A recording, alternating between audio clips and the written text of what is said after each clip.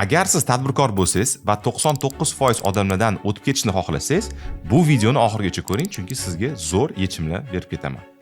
Assalomu alaykum, ismim Ravshan Turgunov. Men Turgunov Consulting, asoschilar podkast hamda o'zida 50 tadan oshiq yirik tadbirkorni jamlagan asoschilar klubini rahbariman hamda asoschisiman. Bu videoda men o'z tajribamda ishlatgan eng zo'r usul bilan sizlar bilan bo'lishmoqchiman.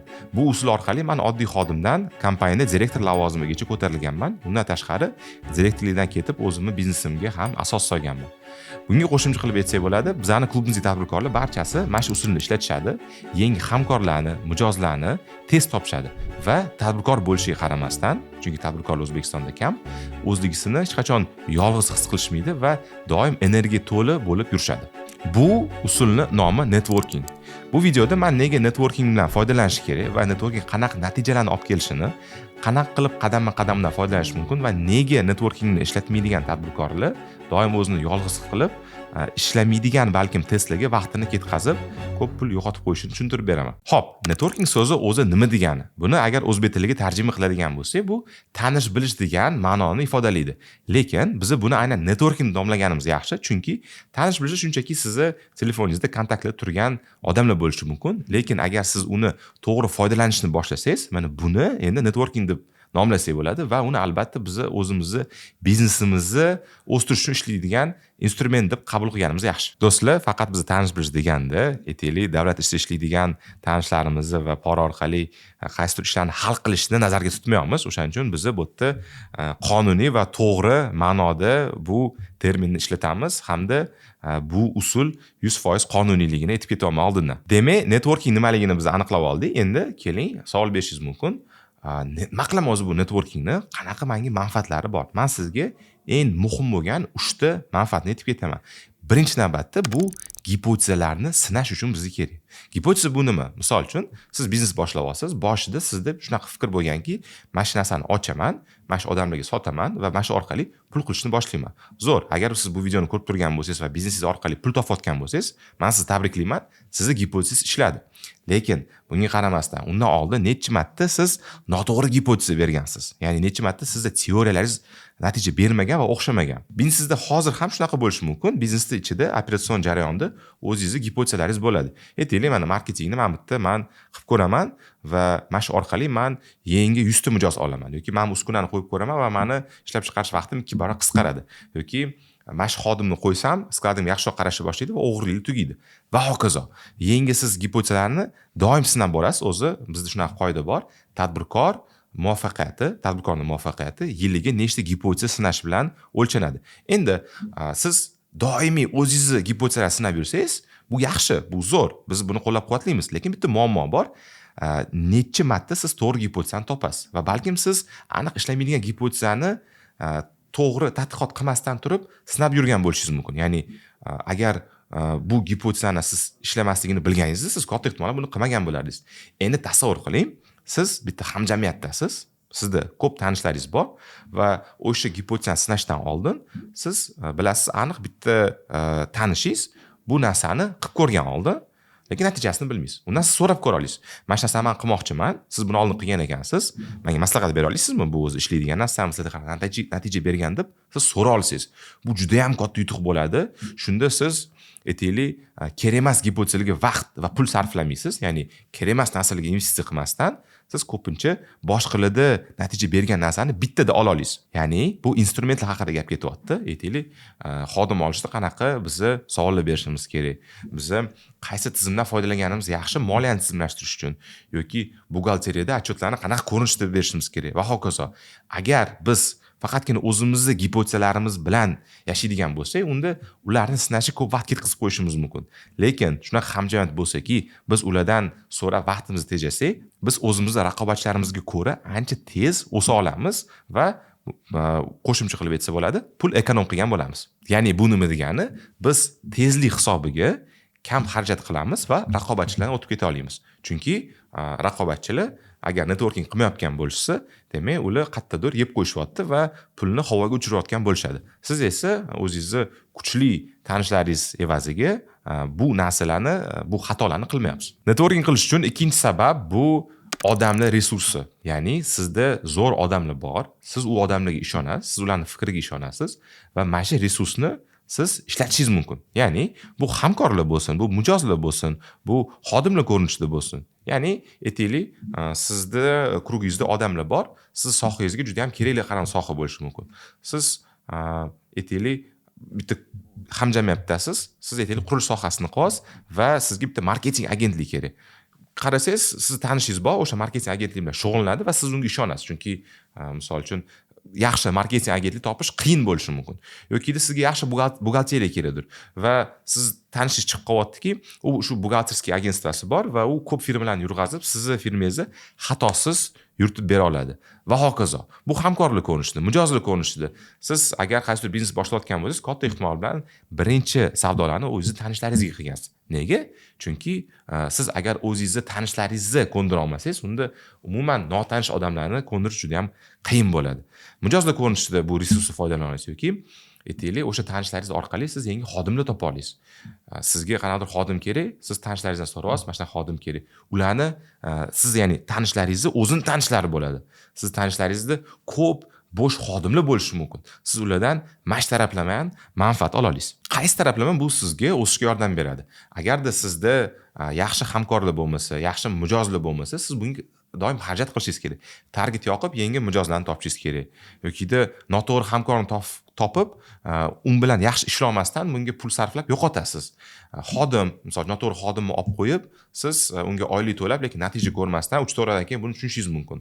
Networking bilan bu narsani qilsangiz, siz doim to'g'ri qilasiz demayapman, lekin xato qilishingiz ehtimoli ancha kamroq bo'ladi va shuni evaziga siz uzoq muddatda pul ekonom qilib, ko'proq pul topishni boshlaysiz. Misol uchun, yaxshi misollar bor. Bizda klubimizda buxgalterskiy kompaniya o'zlaydigan tadbirkorlar bor va klubimizda bir nechta tadbirkor o'zining buxgalteriyasini ularga topshirgan. Sababi ular bitta klubda o'sha kompaniyaning asoschisi bilan напрямую gaplashishadi va ularga ishonishadi. Shuni evaziga ularda munosabati yaxshi bo'lganligi uchun ishda ham muammolar kam bo'ladi. Yoki bizani klubimizda suv yetkazib beradigan kompaniya bor. Ular allaqachon bir adashmasam 10 ta kompaniyaga kulderlari bilan suvlarni olib kelib qo'ygan va shuni evaziga ular hamkorlik evaziga, ya'ni bittasiga mijoz, bittasiga hamkor, ular yaxshiroq va tezroq ishlashadi. Undan tashqari misollar ham ko'p, hamkorlik bo'yicha hammasini aytadigan bo'lsak ko'p vaqt ketadi. Xodimlar jihatdan aytsak bo'ladi. Bizga misol uchun ko'pincha ключевой xodimlarni topishga qiynalamiz. Yaxshi marketolog kerak yoki yaxshi menejer, yaxshi moliyachi kerak. Va shunaqa muammoga duch kelganda tadbirkorlar bizda klubimizning chatida yozishadi, menga shunaqa xodim kerak, shunaqa tanishinglar bormi va hokazo. Ko'pincha mana shu yechim klubning o'zidan chiqadi. Chunki tasavvur qiling, elit tadbirkor. Kimdirda aniq marketolog tanishlari juda ham ko'p bo'ladi, kimdir aniq moliyachi tanishlari ko'p bo'ladi. Shuning uchun mana shu tanish bilish orqali biz bu muammolarni tez hal qilamiz klubning ichida. Keyingi bizani sababimiz, 3-sabab, meni fikrim bo'yicha eng muhim sabablardan biri bu energiya. Ya'ni siz biznesni boshlaganingizdan keyin, yaxshi pul topishni boshlaganingizdan keyin siz katta ehtimol bilan o'zingiz ehtiyojlaringizni yopasiz va o'ylashni boshlaysiz. O'zi menga buncha pul kerakmi? O'zi ko'p pul topsam buni nima qilaman? Va hokazo. Va mana shu payt ko'p tadbirkorlar tushkunlikka tushadi va o'sishni to'xtab qolishi mumkin. Chunki ularda energiya tugab qoladi va ularni oldinga surgan, ya'ni oldinga turtki bo'lgan ochlik, nima desa bo'ladi, golod desa bo'ladi ruschasiga, o'sha tugab qoladi. Va mana shu narsa tugab qolgandan keyin tadbirkorlar o'sishni to'xtab qoladi. Buni to'g'rilash uchun sizga to'g'ri muhit kerak. Ya'ni siz o'sha och odamlarni ichiga tushib qolishingiz kerak. Ya'ni energiya to'la bo'lgan odamlarning ichida yursangiz, o'zingizda ham energiya ko'tariladi va yangi yutuqlarga erishishni boshlaysiz hamda o'zingiz ustida ko'proq ishlashni boshlaysiz. Chunki qanaqa qilib siz ishlashni to'xtab qo'ya olasiz? Agar siz bitta krugda yuribsiz va u yerda hamma o'z ustida ishlayapti, hamma yangi natijalarga erishyapti va hamma o'z natijalari bilan faxrlanib aytyapti, siz esa hech narsani ayta olmaysiz. O'shaning uchun birovlardan qolib ketmasligi uchun, ya'ni yutqizib qo'ymasligi uchun siz o'z ustingizda ishlashni boshlaysiz. Energiya masalasini yechish uchun, energiyangizni o'sha ko'tarish uchun sizga to'g'ri muhit kerak. Qanaqa qilib siz misol uchun o'zi eski do'stlaringiz orasida yurib bu narsaga erisha olasiz, agar orasida ular tadbirkor bo'lmasa. Shuning uchun sizga nima muhim bo'ladi? Doim tadbirkorlarning krugida yurish kerak. Endi tasavvur qiling, 50 tadan oshiq tadbirkor, bir necha million dollar оборот qiladigan tadbirkorlar va siz ularni orasida yuribsiz, ularni gaplarini eshitib, o'zingiz ham qanaqadir yangi fikr bildirgisi keladi. Kimdirdan qanaqadir yangi manfaat olsangiz, o'zingizdan qanaqadir manfaat bergisi keladi. Shuning uchun o'zingiz ustingizda doimiy ishlashni davom etasiz. Xo'p, networking nimaga kerakligini menimcha siz bilan hozir yaxshi tushunib oldik. Endi siz boshqa savol berishingiz mumkin. Mayli, networking men o'zimni hayotimda qo'llab ko'rmoqchiman, lekin uni qanaqa qilib qo'llayman? Qanaqa qadamni qilishim kerak degan savol sizda tug'ilishi kerak. Endi keling, men sizga hozir 4 ta qadam aytib beraman. Biz o'sha klubni 2 yildan beri yuritayotgan bo'lsak, ko'p odamlar bir bilan tanishib, hamkor mijoz bo'lib ketishiga sababchi bo'lganmiz va mana shu biz ko'rgan keyslardan kelib chiqib sizlar uchun 4 ta qadamni tanlab chiqdik. Lekin bitta disclaimer aytaman, ya'ni siz networking qilishingizdan oldin bitta narsani tushunib olishingiz kerak. Agar networking qilayotgan payt samimiylik bo'lmasa va siz faqat o'z shaxsiy manfaatlaringiz uchun bitta odamga yordam berish niyatingiz bo'lmasa va siz shunchaki undan hamma manfaatlarni sug'urib olmoqchi bo'lsangiz, unda bitta yomon xabarim bor. Networking sizda o'xshamaydi. Chunki networking bu do'st orttirish, bu hamfikr orttirish degan gap. Agar siz faqatgina odamlarga sotib yoki ulardan qanday manfaat ko'rmoqchi bo'lsangiz, unda u odamlar ham samimiylikni ko'rmasdan sizdan o'zini chekka oladi. Xo'p, keling boshlaymiz. O'sha 4 ta qadamdan oldin bizning 0-qadamimiz bor. Ya'ni networking qilishdan oldin bizni o'zimiz uchun tushunib olishimiz kerak, o'zi kim bilan biz networking qilmoqchimiz. Ya'ni bizga yoqadigan odamlar kim?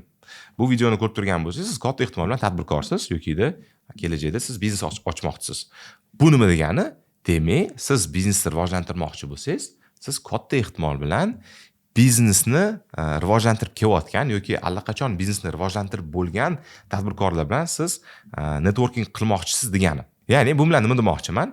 Siz networking rivojlantirish uchun hamma odamlar bilan qilishingiz kerak emas. Siz faqat o'sha tanlangan, o'zingizga to'g'ri keladigan va o'zingizga yoqadigan odamlar bilan qilsangiz, o'shanda networking yordam berishni boshlaydi. Undan keyin tadbirkorlarni tanlaganingizdan keyin yana pastroq tushib, segmentatsiya qilsangiz bo'ladi. Qaysi sohalar sizga qiziq, qanaqa yosh segmenti qiziq, qaysi jins, qanaqa qiziqishlarga ega va hokazo. Shunaqa segmentatsiya qilib, siz o'zingiz networking qilmoqchi bo'lgan odamlarni bitta portretini tuzasiz 0-qadamda. Keyingi esa mana bizning 1-qadamimizda biz nima qilamiz? O'sha tuzgan portretimizdagi odamlar qayerda borligini aniqlashimiz kerak.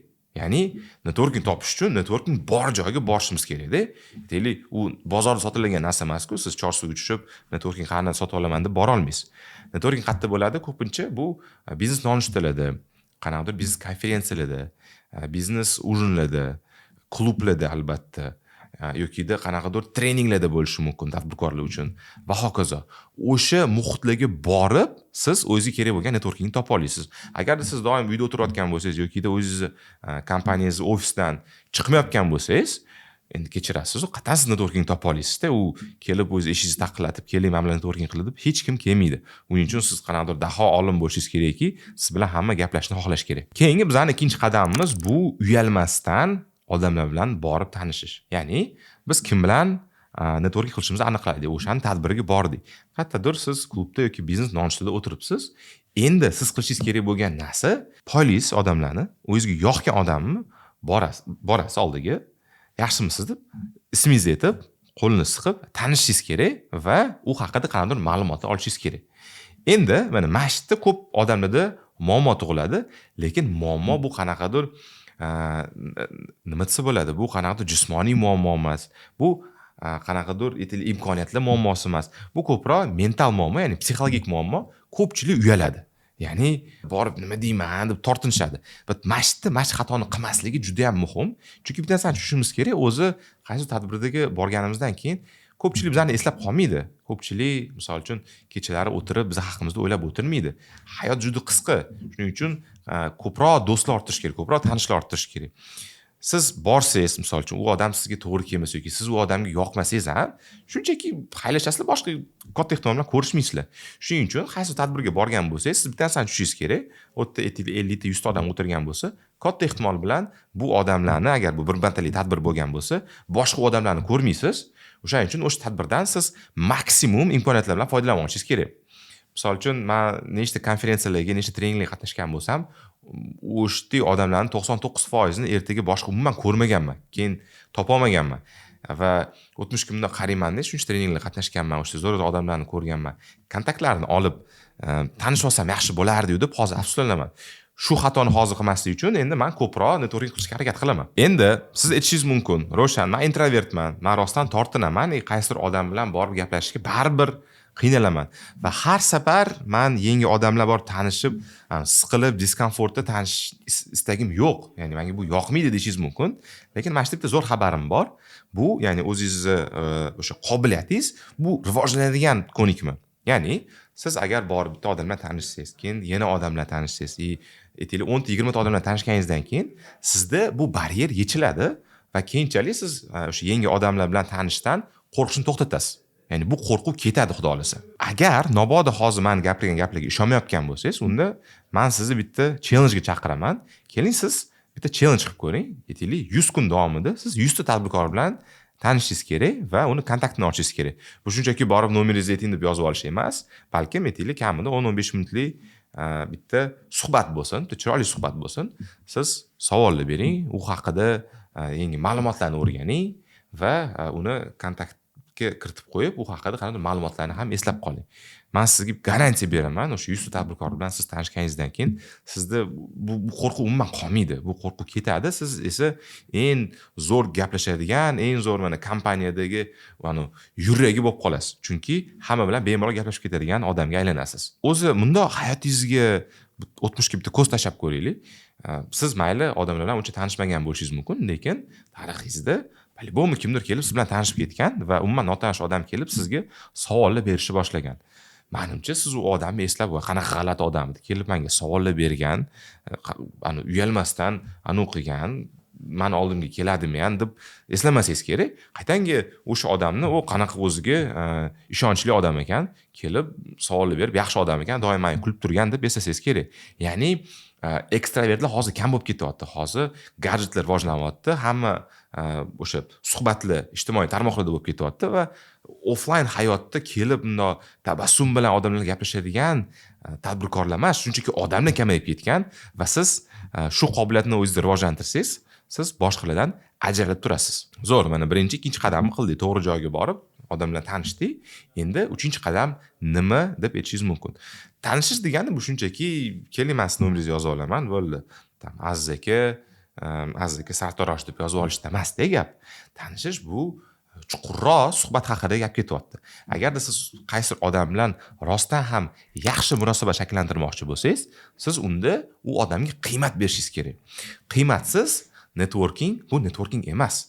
Agar qaysidir odam sizni aytaylik, mana men telefonimda misol uchun aytaylik 1000 ta, 2000 ta, 3000 ta kontakt bordir, hech qaramagan ekanman. Endi men u odamlar katta ehtimol bilan hammasi ham men uchun bu networking emas. Ba'zi odamlar shunchaki men kontaktni yozib olgandirman. Agar siz qaysi odam bilan networking qilmoqchiman desangiz, u odamga siz qiymat berishingiz kerak. Qiymatsiz networkingning nomi bu shunchaki nima desa bo'ladi? Shunchaki qanaqadir uzoq tanish, знаковый deyshadi-ku, ya'ni do'st emas. Ruschasiga aytsak, ma'nosi aniq yaxshi kelyapti. Bu shunchaki siz tanishingiz, lekin qanaqadir muammoli vaziyatga tushib qolsangiz, qanaqadir o'sha odamdan yordam kerak bo'lsa, u odam siz uchun hech narsa qilib bermaydi. Shuning uchun biza misol uchun networkingni faqat gorizontal ravishda rivojlantirishimiz kerak emas. Ya'ni faqatgina ko'p odam tanish. Biz buni chuqurligiga tushishimiz kerak. Ya'ni vertikal ham bu networking rivojlanishi kerak. Biz o'sha bor tanishlar soni bilan munosabatlar sifatini ham oshirishimiz kerak bo'ladi. Bu nima degani? Bu odamlar siz gaplashasiz. Ya'ni, aka nima ish qilasiz? Qanaqa ishlar ketyapti? Qiynalmayapsizmi? Sizlarning bozoringizda holat qanaqa? Marjalar qanaqa? Tadbirkor bilan gaplashsangiz, katta ehtimol bilan bir 3-4 savoldan keyin o'zini muammolarini aytishni boshlaydi, chunki endi ishimiz shunaqa ekan, tadbirkorimiz doim bizda muammolar bo'ladi va katta ehtimol bilan u 5-savolingizga уже muammolarni aytishni boshlaydi. Agar qo'lingizdan kelsa, siz o'sha yechim taklif qiling. Qiymat, misol uchun, shunaqa aka, agar xalaqit qilmasa, menda bitta keys bor deb beraman. Balkim sizga foydali bo'ladi deyishingiz mumkin. Bittada maslahat bermaymiz, shunchaki keyslarimiz bilan aytamiz. Bu aytgancha o'zimizni klubimizdagi qoida, maslahat berish mumkin emas, faqat keys aytish mumkin va o'zingizda bo'lgan keys bilan balki yordam berasiz yoki mana muammoga duch kelgan sizda tanish boshqa tadbirkoringiz bor va uni keysini aytib bera olasiz yoki o'sha odamlarni bir-biri bilan tanishtirib qo'ya olasiz va hokazo. Agar siz rostdan qiymat bera olsangiz, ya'ni misol uchun siz taklif qilgan narsangiz doim qiymat bo'lmaydi. Balkim u odamga bu narsa kerak emasdir-da. Siz rostdan agar qiymat berishga harakat qilsangiz va bu narsa u odamga kerak bo'lsa, unda sizlarning orangizda yaxshi munosabat xudo xolisa shakllanadi. Bu usulni isbotlash uchun men sizga bitta anti misol aytib keta olaman. Aytaylik, mana o'zimizda kurgimizda ko'p odamlar bor va o'sha eski tanishlarimiz, "Mana odamning nomeri bor, mana odam bilan tanishman, mana odam mani pochchamni o'rtog'i" deb ko'pincha maqtanishadi va har xil o'sha balandparvoz ismlarni aytishadi. Va bitta o'rtog'imizda qiziqarli holat bo'lgan. U doim bitta o'sha tanishi yoki o'sha pochchasini o'rtog'i qanaqadir juda ham muhim joyda ishlashni aytib yurardi va o'zida aytaylik qanaqa soliqlar bilan muammo bo'lib qolgan va o'sha tanishni ishlatmoqchi bo'lganligida u natija bermagan, chunki bu shunchaki o'zini kontaktni listida shunchaki ismi, familiyasi va ham nomeri bor edi. Lekin ular bir-birini faqat ismini biladi va ularning munosabatlari chuqur bo'lmaganligi uchun u yerda hech qanaqa yordam ola olmagan. Eslatib ketaman, bizaga faqatgina kontaktlar soni emas, balkim ularning sifati ham muhim. Endi siz aytyapsiz, "Xo'p, sifatni yana qanaqasiga rivojlantirsam bo'ladi?" Bo'ldi, mana menda kontakt listimda 1000 ta odam bor ekan. Men 1000 ta odam bilan tanishman, lekin bunday o'ylab qarasam, jay o'rtoqlariman, biznes haqida gaplashadigan tanishlarim ham juda ko'p emas ekan. Endi bizning 4-usulimizga kelamiz. Bu munosabatlarni mustahkamlashtirish. Bitta narsani tushunishimiz kerak. Bizning eng yaqin odamlarimiz bizni uzoq muddatdan beri taniydigan odamlarimiz.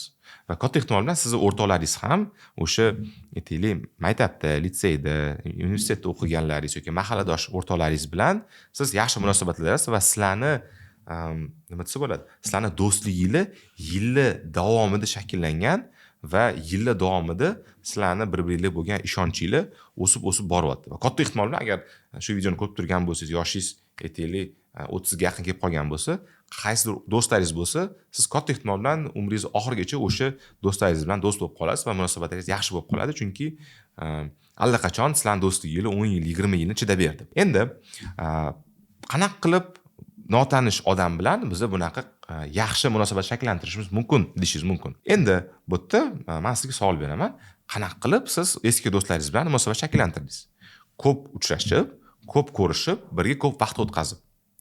Endi siz xohlayapsiz yangi odam bilan ham yaxshi munosabatlarni. Demak, buni formulasi juda oddiy. Siz yangi odamlar bilan ham ko'proq vaqt o'tkazishingiz kerak. Ya'ni siz inisiator bo'lganingiz yaxshi. Birinchi bo'lib o'zingiz uni qanaqadir qahvaga taklif qilsangiz bo'ladi yokida birga keling nonushta qilamiz, birga ujin qilamiz yoki mana tadbir bo'lyapti, masjidga keling birga boramiz qaysi treningga deb siz takliflar berishingiz mumkin va birga ko'proq vaqt o'tkazishni boshlasanglar, o'shanda sizlarni munosabatingiz mustahkamlashishni boshlaydi. Vaqt o'tkazmasdan chuqur munosabatlar qurish juda ham qiyin. Shuning uchun o'zingiz filtrdan o'tkazib, o'zingizga to'g'ri keladigan, o'zingiz o'sha odamlarga bo'lmoqchi bo'lgan odamlar bilan ko'proq vaqt o'tkazishga harakat qilinglar. Ingliz tilida bitta zo'r sitata bor. Menga juda ham bu yoqadi. Never eat alone degan, ya'ni hech qachon yolg'iz ovqatlanma. Eng zo'r do'stlik, menimcha yoki eng zo'r networking bu ovqat ustida bo'ladi. Men shaxsan ko'proq o'sha networking qilayotgan odamlaringlar bilan birga, misol uchun, obed qilishni tavsiya qilgan bo'lardim. Chunki shundoq ham aytaylik, siz ishxonadasiz, ofisning yonida qanday kafega, restoranga chiqasiz va shundoq ham o'sha 1 soatni sarflaysiz va ovqatlanasiz. Kimdir bilan ovqatlansangiz, shu gaplashib qo'ygan bo'lasiz va munosabatlarni mustahkamlashtirgan ham bo'lasiz. Okey, biza networking nega kerakligini va uni qanday qilib qilish kerakligini hozir gaplashib chiqdik. Endi siz boshqa savol berishingiz mumkin. O'zi networking menga qanaqa manfaatlar olib keladi? O'zi case'li bormi mana networking orqali nimadirga erishgan odamlarni? Albatta, ya'ni biza shu klubni 2 yildan beri yuritib, juda ham ko'p networking o'sha foyda olib kelgan case'larni ko'rdik. Ya'ni bu bizaga yetib kelgani nechta, yetib kelmagani nechta? Keling, men sizga misol qilib bir nechtasini aytib beraman. Misol uchun, bitta aka bizning klubimizga qo'shilgandilar. Ular o'sha ta'lim sohasida ishlardilar va undan oldin o'sha ta'lim sohasida ishlaydigan boshqa odamlar bilan gaplashib yurmaganlar. Lekin o'sha ular omadli bo'lganlar, endi bizning klubimizda ta'lim sohasida bir nechta odam bo'lgan. Va ular aytganlar, men misol uchun shuncha tushunib qolman va meni обороtim menimcha, lekin оборотda men faqat 8% foyda qilyapman. Boshqa odamlarga aytib qo'ysam, aytib ko'rsam, ya'ni Bu kichkina, bu misol uchun xizmat ko'rsatish sohasida emas, bu balkim qanaqa ishlab chiqarish yoki katta optim продажani marjasi sizda menimcha ko'proq bo'lishi kerak degan aytib ko'rishgan. Keyin biz ularni bitta razbor qilganmiz va qarab chiqsak, ular xarajatlarni juda ham oshirib tashlaganlar. Keyin o'sha ta'lim sohasida ishlaydigan boshqa tadbirkorlar o'zidan keyslar berib ko'rsatishgan, qaysi joylarda kamroq xarajat qilish kerak va qaysi joylarda ekonom qilish kerak va qayerda esa ekonom qilsa bo'lmaydi. Biz bergan maslahatlardan keyin o'sha razbordan keyin aka borib bizneslarni 1-2 oy mana shu narsani to'g'irlaganlar va transformatsiya evaziga ular marjalarini 8% dan 23% ga ko'tarib kelgan. Ya'ni qayerda 2 oy ichida siz nima desa bo'ladi, 2 barobar 2 barobar 3 barobar ko'proq pul topishni boshlaysiz. Ya'ni shunaqa bizda zo'r keys bo'lgan.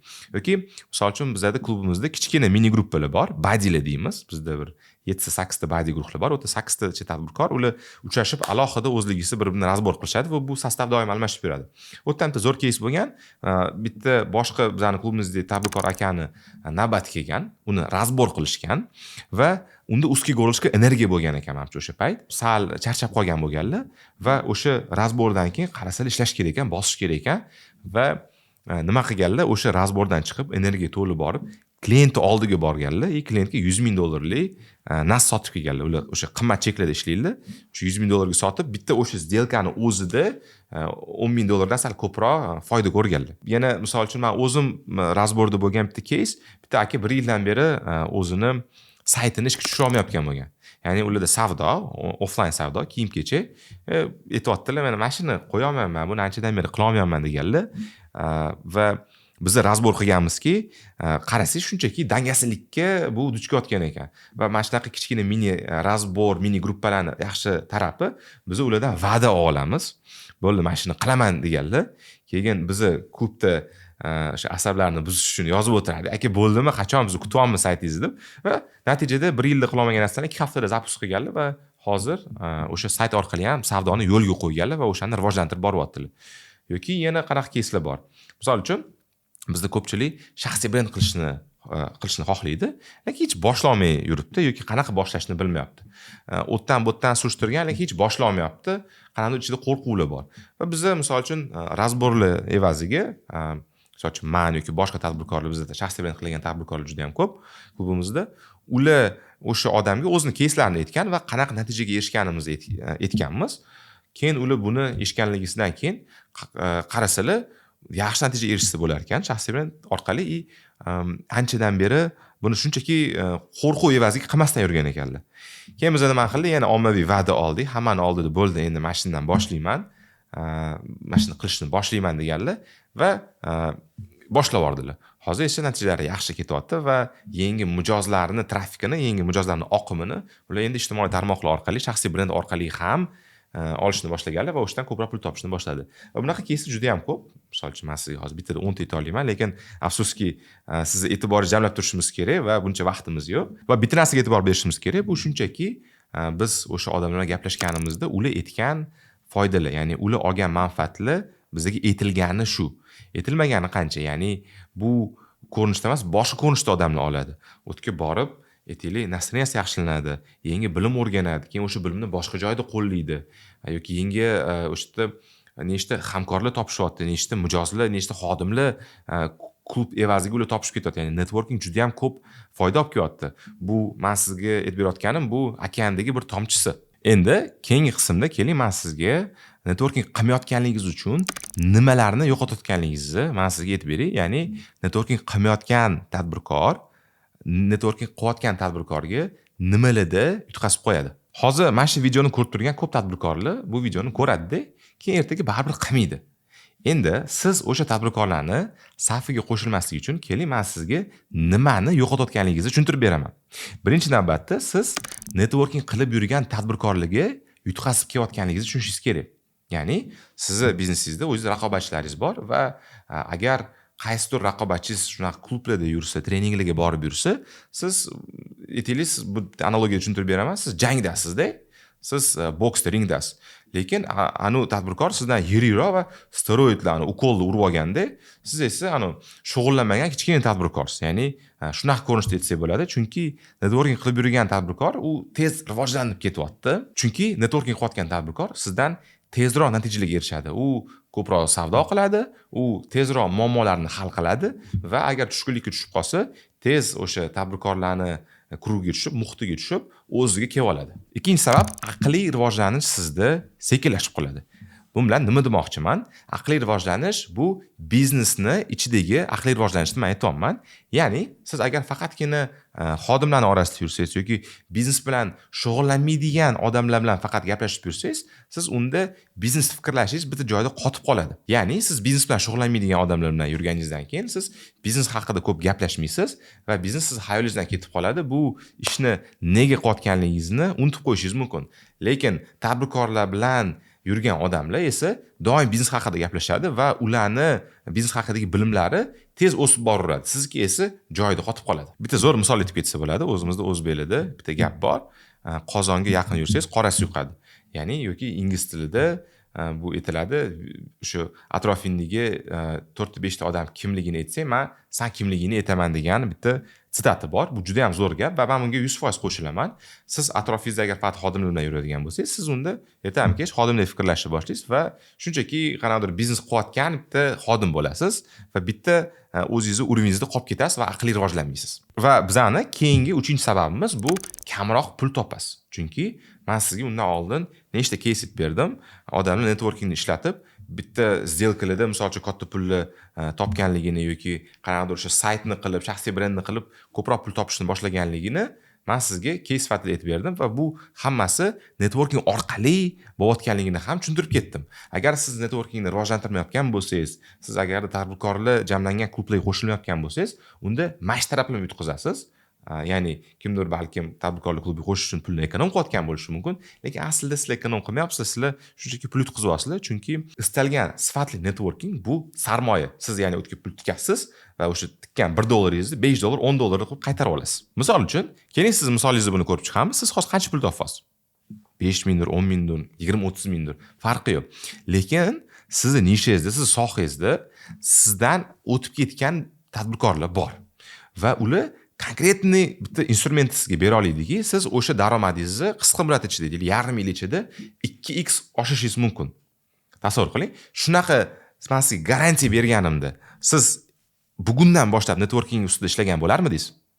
Ham bo'lsa, unda nega risk qilib ko'rib, nega networkingdan hozirdan unda ishlashni boshlamaysiz? Chunki caselar juda ham ko'p-ku. Juda ham ko'p odamlar networking orqali ko'proq pul topishni boshladi-ku. O'zingizni biznesingizni misolida ham ko'rib chiqaylik. Hech kim sizga keling, biznes qiling, aniq o'xshaydi demagan-ku. Siz o'sha payt risk qilgansiz-ku. Ya'ni sizni tadbirkorlikka olib kelgan o'zingizni ichingizdagi mana shu riskni olish qobiliyatingiz sizni dalsh olib ketishi kerak. Ya'ni zo'r mana biznes qilishni o'sha riskini oldingiz bo'yningizga, pul topishni boshladingiz, endi dash risk qilib ketaverishingiz kerak. Tadbirkorlik bu faqat riskdan iborat.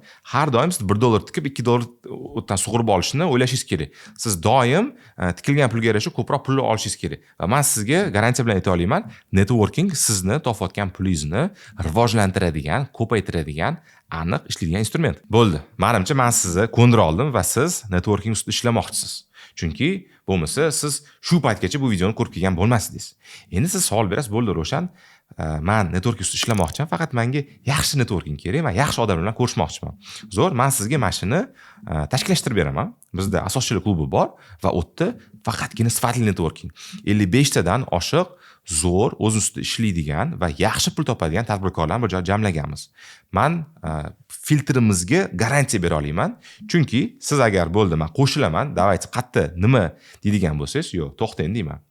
Biz filtr asosida har bitta tadbirkorni olamiz va qo'shilayotgan tadbirkor faqat manfaat olish uchun qo'shilmaydi.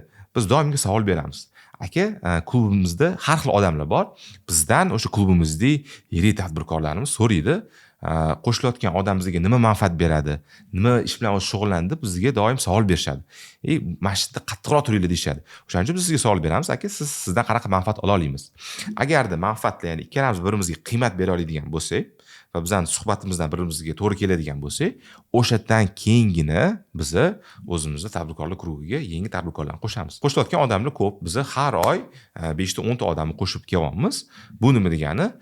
O'sha qo'shilayotgan tadbirkorlar bizani razborlarimizni, bizani biznes dachalarimizni, bizani o'sha mini baza guruhlarimizda, bizani biznes ujinlarimizda qatnashmoqchi. Men aniq ayta olaman, bizani klubimizning muhiti juda ham zo'r.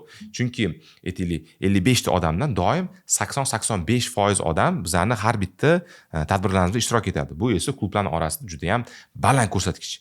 Sababi biz klubni tez rivojlantirishga qiziqmayapmiz va o'zini navbatda hamma narsa ketyapti va ahli yo'qolmasdan biz kengayib boryapmiz. Sifatni saqlagan holda.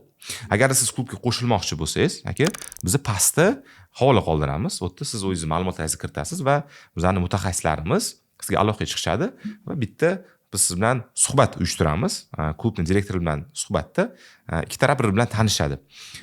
Klub qanaqa bo'lyapti, sizda nima ish bo'lyapti, qanaqa yechimlar kerak sizga, klubda qanaqa odamlar izlayotganingizni biz sizdan so'raymiz va xudo olsa bitta konsultatsiya orqali biz aniqlab olamiz birimizga to'g'ri kelishimizni va siz bilan xudo olsa networkingni birga rivojlantirib boraveramiz. Xo'p, suhbatga kelmasdan qanaqa qilib tez aniqlab olishingiz mumkin, o'zi asoschilik klubiga kira olasizmi yoki yo'qmi? Birinchi navbatda siz albatta tadbirkor bo'lishingiz kerak. Tadbirkor emaslarni biz qabul qilmaymiz va 55 ta odamdan hozir har bittasi bizda tadbirkor. Ikkinchi navbatda siz bilan biz yaxshi kelisha olishimiz kerak. Ya'ni biz o'zi o'sha qadriyatlarimiz bor. O'sha O'zbekistondagi milliy qadriyatlarga to'g'ri keladi. Uchinchisi, biz daromadga qaraymiz. Bizga qo'shilayotgan odam kamida yiliga $60,000 sof foyda qilayotgan bo'lishi kerak. Ya'ni bu oyiga $5,000 ga to'g'ri keladi. Va to'rtinchi bizning filtrimiz bu manfaat taraflama, qanchalik siz bizga qiymat bera olasiz. Ya'ni suhbat davomida bizda savollar bor. Bu odam qanchalik o'zi ishlagan va qanchalik uni tajribasi bor va o'sha tajriba bizga foydali bo'ladimi-ki yo'qmi, shuni aniqlaydigan bizda savollar bo'ladi. Agar to'rttasi yes bo'lsa, unda pastdagi havolaga bosing va siz bilan xudo olasa klubimizni har oy bo'ladigan tadbirlarda ko'rishib birga aka-uka bo'lamiz.